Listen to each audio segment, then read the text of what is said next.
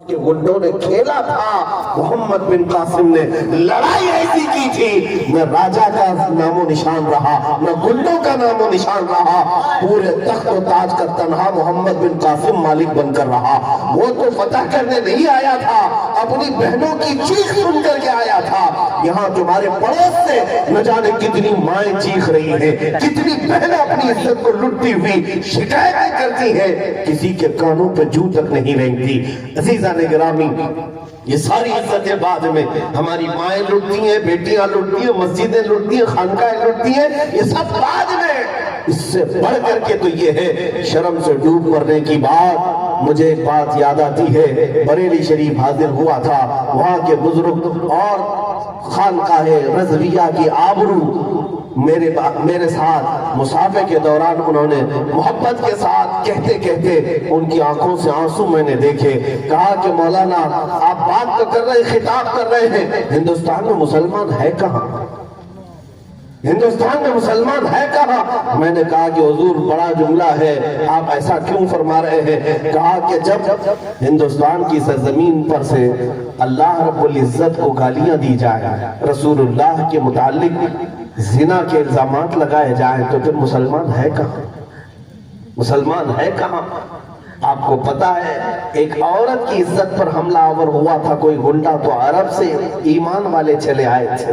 غزوہ تبوک کیوں ہوا تھا؟ ایک حضور کے قاصد کو ایک بادشاہ نے ظلمن قتل کیا تھا، تو پورے مدینے کے صحابہ نکل آئے کہ رسول اللہ کے قاصد کے ساتھ کیسے بے حرمتی ہوئی۔ پوری جنگ ہو گئی تبوک کی۔ غزوہ بنی مستلق میں ہوا کیا تھا؟ مکہ کی ایک عورت کا برقع نکال دیا تھا ایک یہودی نے، خود رسول اللہ چل پڑے صحابہ کے ساتھ۔ ارے وہاں نوجوانوں کی عزت پر بات آتی تو پورا مدینہ نکل پڑتا، یہاں خود بذات خود رسول اللہ کی عزت کی بات آئی۔ لوگ اپنی کرسیاں سنبھالنے میں مصروف ہیں، لوگ اپنے گھر بار سنبھالنے میں مصروف ہیں۔ مجھے اس بات کا اندیشہ ضرور ہے کہ میری اس گفتگو کا یہ دجالی میڈیا کیا اثر لیتی ہے اور ہمارے مخالف دشمنان اسلام کیا اثر لیتے ہیں، مجھے اچھی طرح معلوم ہے کہ یہاں پر ہمیں یہ کہہ دیا جائے گا کہ بھڑکاؤ بھاشن ہے، لوگوں کو بھڑکاتا ہے، پرووکنگ کرتا ہے، اور لوگ اس سے امپریس ہو کر مرڈر تک کر جائیں گے، فلاں کر جائیں گے۔ تم ہزار میرے متعلق کہہ لو، مجھے اس کی فکر نہیں۔ تم مجھے آتنکواد کہہ دو، دہشت گرد کہہ دو، ٹیررسٹ کہہ دو، مجھے اس کی فکر نہیں۔ میں رسول اللہ کی بارگاہ میں جانے والا ہوں، قبر میں مجھے اس بات کی فکر ہے۔ فکر اس بات کی ہے کہ قبر میں جائیں گے تو حضور کو منہ دکھانا ہے۔ کہیں رسول اللہ نے یہ پوچھ لیا کیا تو اسی ملک سے آتا ہے جہاں مجھے گالیاں دی جاتی تھی؟ ہمارے پاس کوئی جواب نہیں رہے گا۔ اسی لیے جب تک زبان ہے، جب تک زندگی ہے، جب تک آزادی ہے، بول لے تاکہ قبر میں جانے کے بعد پچھتاوا نہ ہو۔ اے مسلمانوں، میری اس تقریر کا اب خلاصہ سن لو۔ میں نے تاریخ تو بتائی، اسی قوم سے ہمارا رشتہ ہے جو 313 ہوتے، لیکن خوف ان کے دلوں میں نہیں تھا، پیروں میں چپل نہیں، ہاتھوں میں تلوار نہیں، لکڑی کے ٹکڑے لے کر چل پڑے بدر کے میدان میں، لیکن بڑی بڑی طاقتوں کا نشہ دھول میں ملا کر آ گئے۔ یہ سب کو پتا ہے تاریخ اسلام۔ وہ جو قوت تھی، وہ طاقت تھی، وہ کیا تھی؟ وہ کون سی طاقت تھی؟ میں تمہیں بتاتا ہوں وہ قوت اور طاقت کیا تھی۔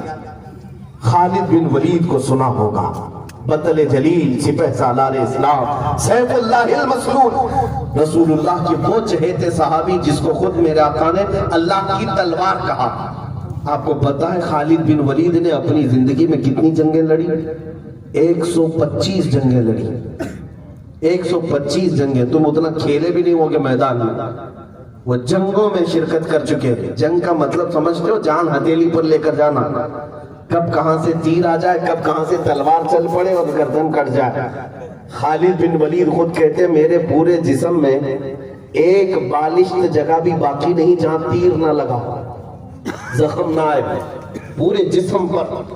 اور معلوم ہے آپ کو وہ جو تلوار اٹھاتے تھے، ان کی تلوار کا ایک ہاتھ کا جو ان کی تلوار کا وزن تھا 35 کلو کا تھا، اور وہ میدان میں جب اڑے رہ جاتے۔ جنگ موتا ایک جنگ ایسی ہے جس کے متعلق خود خالد بن ولید کہتے ہیں ایک دن میں صبح سے شام تک میرے ہاتھ سے 9 تلواریں ٹوٹی، 9 تلواریں ٹوٹی لیکن میدان سے ہٹے نہیں. اس خالد بن ولید کی بات کر رہا ہوں جس نے زندگی میں 125 جنگیں لڑی اور کبھی شکست نہیں کھائی, کبھی شکست نہیں کھائی, ہمیشہ فتح اور پرچم اسلام لہرا کر آتے رہے. ایک جنگ میں ان کے ساتھ ایک معاملہ ہوا, ان کی ٹوپی, ان کا عمامہ میدان میں گر گیا لڑتے لڑتے. 4 بڑے بڑے پہلوان ان کے سر پر سوار تھے دشمنان اسلام. تلوار گردن کے قریب تھی لیکن خالد بن ولید نے اس تلوار کی طرف ذرا برابر نظر نہیں کی, توجہ نہیں کیا. اپنے عمامہ اٹھانے اور اپنی ٹوپی اٹھانے کے لیے چل پڑے. جنگ کے میدان میں کوئی گردن پر تلوار لے کر کھڑا ہو, اپنا ڈیفنس کرنا چاہیے, اپنا بچنے کی راستے دیکھنے چاہیے, نہ کہ ٹوپی کپڑا چپل دیکھیں. جنگ کے اصول تو یہ ہے. لیکن خالد بن ولید اپنا عمامہ اٹھانے کے لیے چل پڑے, اٹھایا, چوما اور پھر رکھ لیا. جو کھڑے تھے دشمن وہ دیکھتے رہ گئے. پوچھا کہ تم ہی وہ خالد بن ولید ہو جو سپہ سالار اسلام ہو؟ کہا میں ہوں. کہا یہ ایسی حرکت تم نے آج کی, ایک عام فوجی بھی نہیں کرتا ایسی حرکت, عام سپاہی بھی نہیں کرتا. این جنگ کے وقت جب دشمن تمہارے سر پر کھڑا ہو تم اپنی ٹوپی اٹھانے جا رہے ہو, اپنے عمامہ اٹھانے جا رہے ہو. خالد بن ولید نے کہا نادانو تم سمجھتے نہیں, یہ میرے لیے صرف ٹوپی نہیں ہے, یہ میرا صرف عمامہ نہیں. تم کیا سمجھتے ہو, تم کیا سمجھتے ہو کہ خالد بن ولید نے بیوقوفی کی؟ بات در حقیقت یہ ہے کہ میں اس عمامے کو اٹھانے کے لیے اس لیے چل پڑا کہ اس عمامے میں میرے رسول اللہ کے 3 منہ مبارک رکھے ہوئے ہیں. میرا اجتہاد یہ ہے, میرا یقین یہ ہے. خالد کہتے ہیں میں اپنی طاقت اور قوت کے بل بوتے فتح نہیں کرتا, مجھے جو فتح ملتی ہے وہ رسول اللہ کے منہ مبارک کی برکت سے.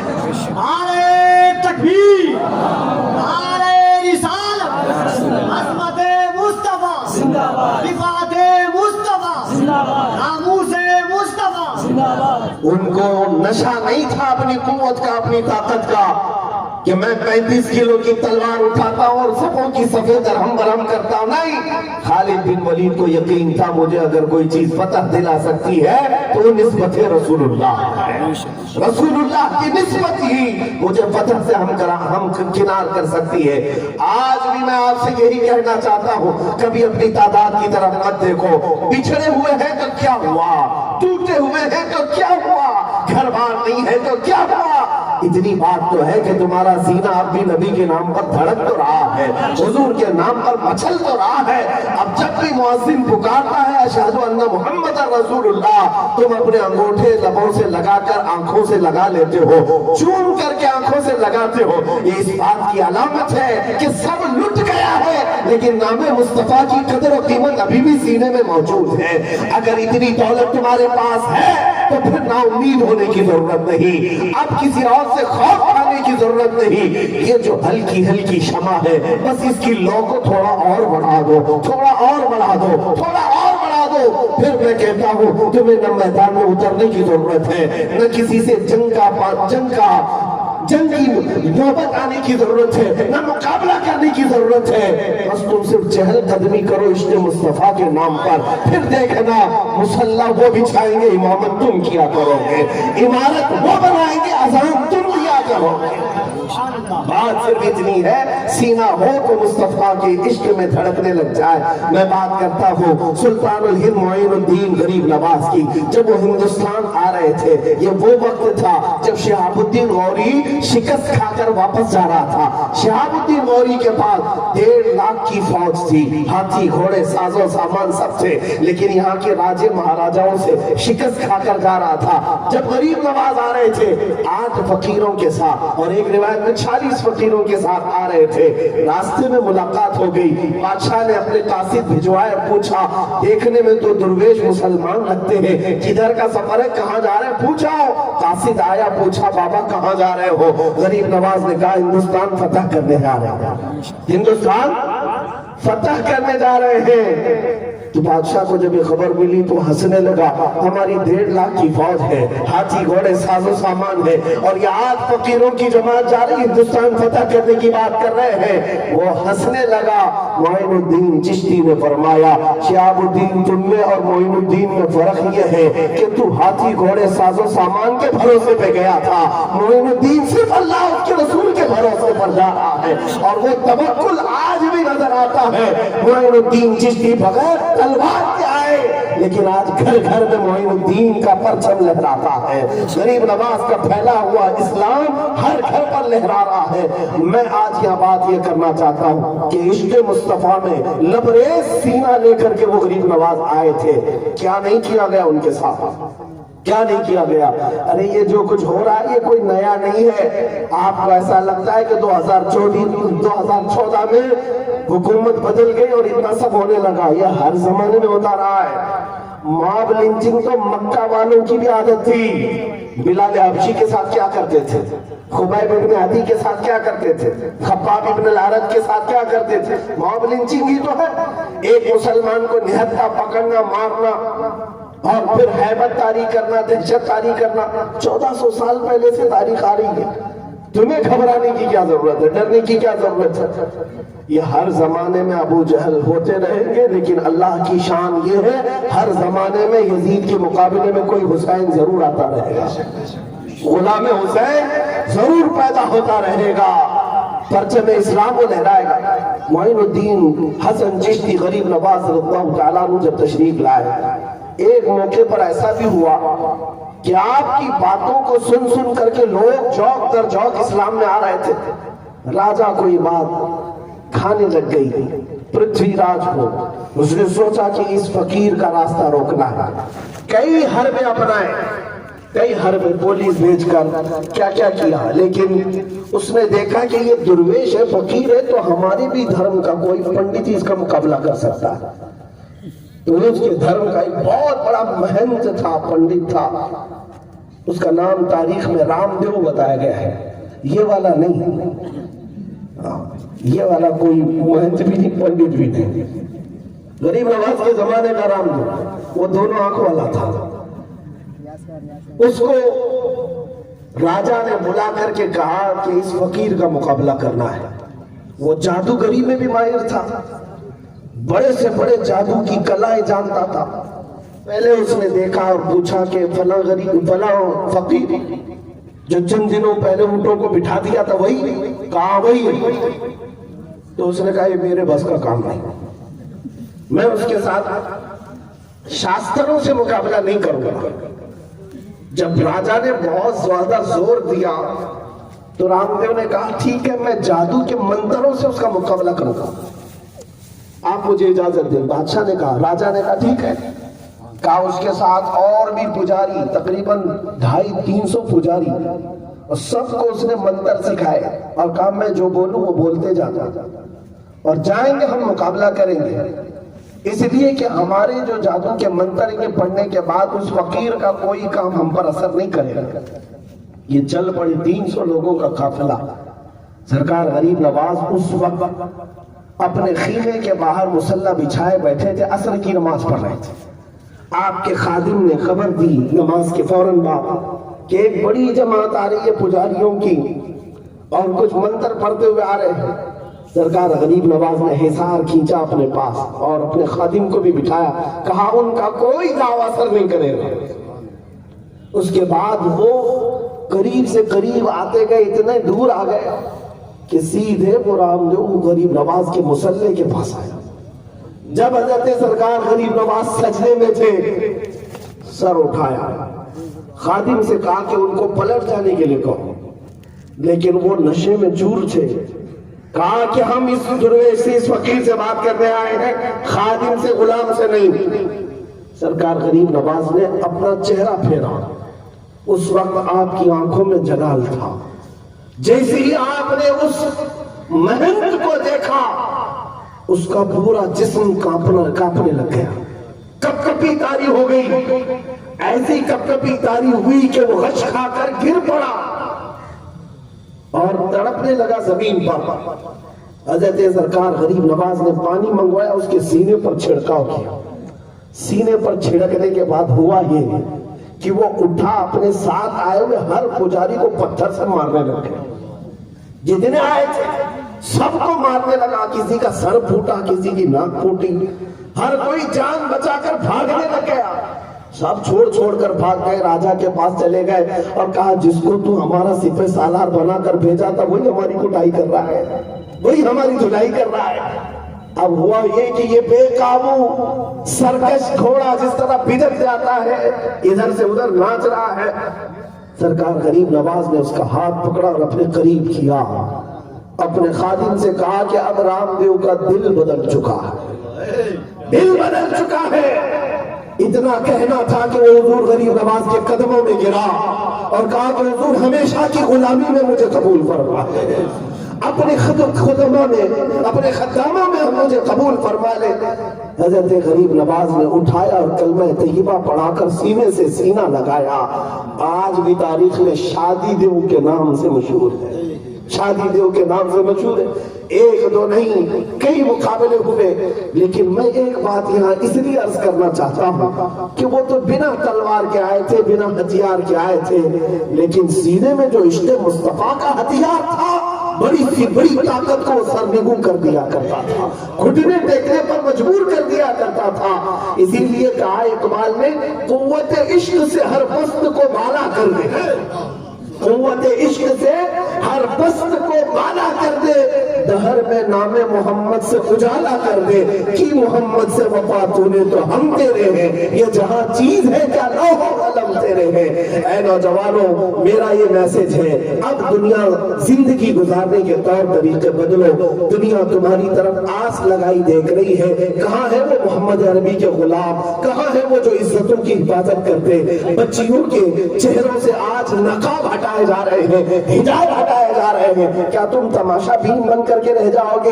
नहीं, बल्कि जुल्म के खिलाफ आवाज उठाने वाले का नाम गुलाम मुस्तफा हुआ करता है, गुलाम हुसैन हुआ करता है। करबला की दास्तान दोहराई जाए तो दोहराई जाएगी, हमारी गर्दनें जाती हैं तो जाए, लेकिन किसी का खसारा नहीं होना है। इतनी बात याद रखे, हमारी गर्दनें कट जाती है हक की आवाज बुलंद होने पर। न मेरे घर में कोई यतीम होगा, न हमारी बीवियां बेवा होंगी, कुछ नहीं होना है, बल्कि तारीख बताती है इस्लाम जिंदा होता है हर करबला के बाद। अगर मिट भी गए, मौला तबारक व तआला हमेशा तुम्हारा नाम जिंदा रखता है, जिंदा जावेद बन जाओगे। इसलिए हक की आवाज उठाना, जुल्म के खिलाफ बोलना सीखो, घरों में मसलहत के पर्दों में छुपना अब छोड़ दिया करो।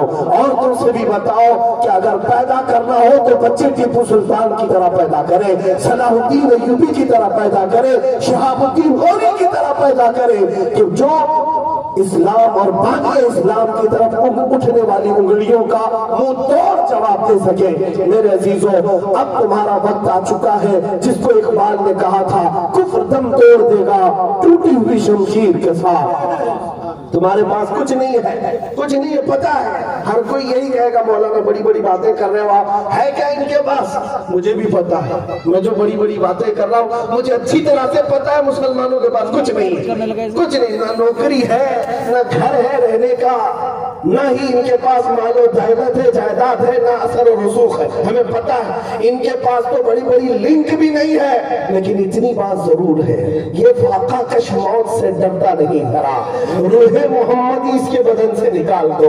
ये सारा यूरोप कह रहा था इनके पास कुछ नहीं है, ये कुछ नहीं कर सकेंगे, लेकिन फिर भी डर इस बात का था कि सीने में इश्क मोहम्मदी है। अगर ये बेदार हो गया, ये इश्क जवान हो गया, तो फिर हर ताकत को सोने पर मजबूर कर देगा। इसलिए मैं आपसे कहना चाहता हूँ, सब चला गया तो कोई हरज नहीं, अपने इश्क मुस्तफा के साथ किसी के साथ समझौता नहीं करना और किसी के साथ सौदेबाजी ना करना। हुजूर की बात आए तो घर एक तरफ, माँ एक तरफ, बाप एक तरफ, औलाद एक तरफ, लेकिन मेरे नबी पाक की इज्जत और हुर्मत अपनी जगह एक तरफ है। बात लोग ये कहते हैं कि हम हुजूर की इज्जत की बात करते हैं तो घरों में लोग आड़े आ जाते हैं, अड़ंगा डालते हैं। मेरे अजीजों, तुम्हें पता नहीं, कई सहाबा ऐसे हैं जिन्होंने अपने सगे माँ बहनों को, अपने माँ बाप रिश्तेदार सब छोड़कर हुजूर के कदमों में आ गए।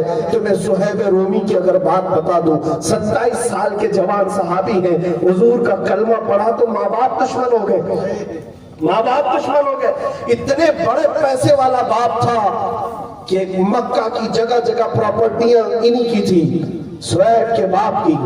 हजरत सुहैब जब देखते हैं हुजूर मदीने जा चुके, आए घर में और कहा मैं भी मदीने जा रहा हूँ। बाप ने कहा अगर जाना है तो सारी दौलत तेरी खत्म कर दी जाएगी, एक पैसा भी नहीं दिया जाएगा। सुहैब रूमी ने कहा जो लिखवाना है लिख लो, सारी जायदादें लिख लो, जिसे चाहे दे दो, मैं मदीने जाऊंगा मेरे मुस्तफा के कदमों में। सुनो, बाप को गुस्सा आया, सारी दौलत लिखवा लिया, कहा कि निकल जा मेरे घर से। जब जाने लगा तो माँ पीछे से पुकारती है, कहती है सुहैब तेरे जिस्म पर जो कपड़ा है ना वो हमारी कमाई का है, जो लिबास तू पहना है वो हमारी कमाई का है, ये भी उतार के दे।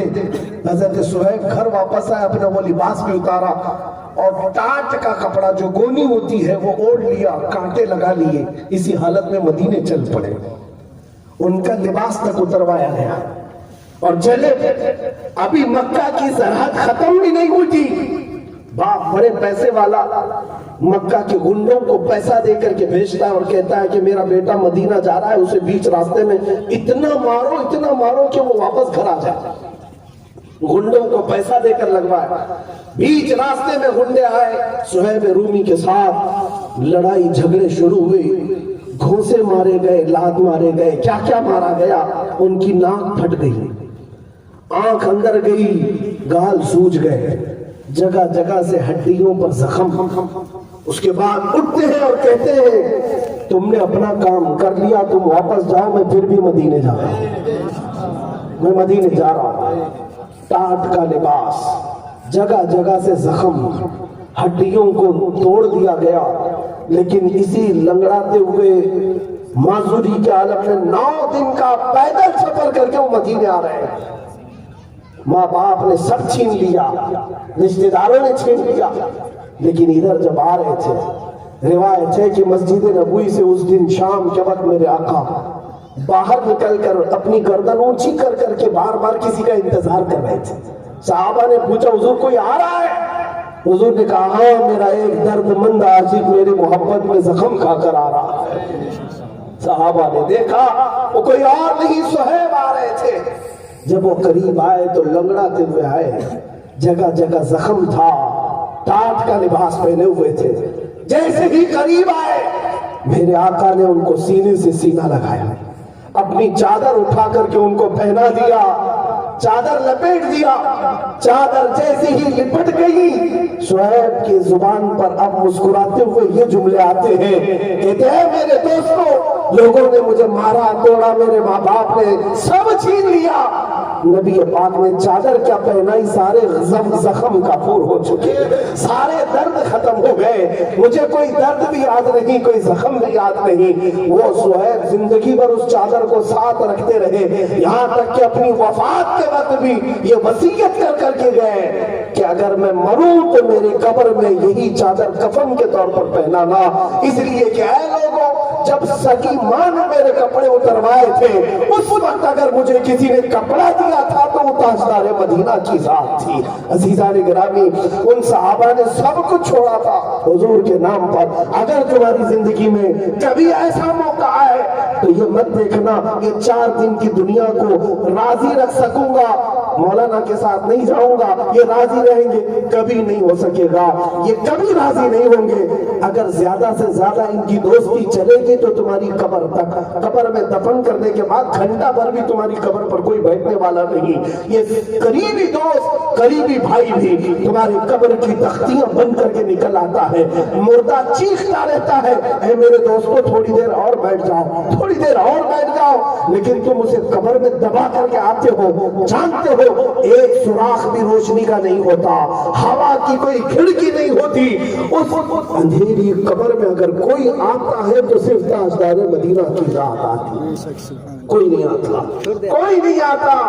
جن کے لیے تم نے یہاں دنیا میں کس سے دشمنیاں مول لی، یہی وہ جوان دوست تمہارا لاشا اٹھا کر قبر میں اندر دفنا کر چلے آتے ہیں، لیکن وہاں بھی اگر کوئی آ رہا ہے وہ مدینے کا تاجدار آ رہا ہے۔ اس لیے جوانوں، مجدد کی بات سنو، بریلی کی آواز سنو۔ اس بریلی کے امام نے کہا تھا آج لے ان کی پناہ، جب جا کر ان کا سامنا کرنا یہ ہے، آج لے ان کی پناہ، آج مدد مانگ ان سے، پھر نہ مانیں گے قیامت میں اگر مان گیا۔ اللہ تبارک و تعالیٰ کہنے سننے سے زیادہ عمل کی توفیق عطا فرمائے۔ دربھنگا کے غیور جوانوں، غریب نواز سے نسبت رکھنے والے سنی مسلمانوں، اتنی میری بات یاد رکھ لینا، گانے بجانے فلمی دنیا سے باز آ جاؤ، یہ دنیا تمہیں کچھ نہیں دے گی، نہ عزت دے گی، نہ شہرت دے گی، نہ دولت، نہ طاقت۔ تمہاری عزت، تمہاری کامیابی، تمہارا سب کچھ رسول اللہ کے قدموں سے وابستہ ہے۔ آ جاؤ اس مکین گنبد خضرا کی چھاؤں میں، اگر بلال بھی آتا ہے تو رسول پاک اسے خانے کعبہ کی چھت پر چڑھا دیتے ہیں، اگر وہاں کہیں سلمان فارس سے آتے ہیں رسول اللہ انہیں اپنے گھر والا بتا کر عزت سے نوازتے ہیں۔ تم اگر ہندوستان سے نکل کر میرے مصطفیٰ کو حاضر و ناظر جان کر اپنے آپ کو پیش کر دو، آقا دہن میں زبان تمہارے لیے، بدن میں ہے جان تمہارے لیے، ہم آئے یہاں تمہارے لیے، اٹھے بھی وہاں تمہارے لیے، تو یاد رکھنا جس نے اپنے آپ کو حضور کے حوالے کر دیا پھر جواب مدینے سے آتا ہے کہ اے میرے عاشق تو مرے گا ہندوستان میں لیکن تیری روح پہنچے گی جنت البقیع میں۔ حضور کے قدموں تک ہم نے اعلیٰ حضرت کو سنا ہے، بریلی میں انتقال ہوا لیکن مدینے میں رسول اللہ نے استقبال کیا۔ یہ زندگی گزارو کہ مرنے کے بعد بھی عزت ہو اور اللہ کی بارگاہ میں سرخروئی ہو۔ مولا کریم ان آل رسول اولاد علی کے صدقے ہمیں زندگی میں خرافات اور لغویات سے محفوظ و مامون فرما دے۔ اے کریم خدا، جتنی زندگی ہماری باقی ہے یہ ساری سانسیں حضور کے نام پر قربان کرنے کی توفیق عطا فرما۔ مولا ہم سب کو وہ طاقت حیدری عطا کر، قوت حیدری عطا کر کہ تیرے نبی کے گستاخوں کو فنا بالنار کرے اور انہیں کیفر کردار تک پہنچائے۔ اے مولا مسلمانوں کی کوئی بھی عزت و وقار کو واپس عطا فرما دے، ان کی آبروؤں کو پھر سے عطا کر دے، ان کے دلوں کو متحد کر دے، انہیں پھر سے جوڑ دے، ایک پرچم کے تلے انہیں سب کو جمع کر دے۔ اے رب ذوالجلال ان کے دلوں کو حضور کی محبت میں دھڑکنے والی سانس عطا کر، ان کے خون کی نس نس میں مولا حضور کی محبت عطا فرما۔ وصلی اللہ تعالی علی خیر خلقہ محمد وآلہ واصحابہ اجمعین وآخر دعوانا ان الحمد للہ رب العالمین۔ قبلہ حضور شمس اللہ جان صاحب قبلہ دام اللہ اقبالہ کی بارگاہ میں مائک پیش کرتا ہوں۔ حضرت مجھے بھی آپ کو بھی اپنی سرپرستی، صدارت اور نصیحتوں سے بھرپور نوازیں۔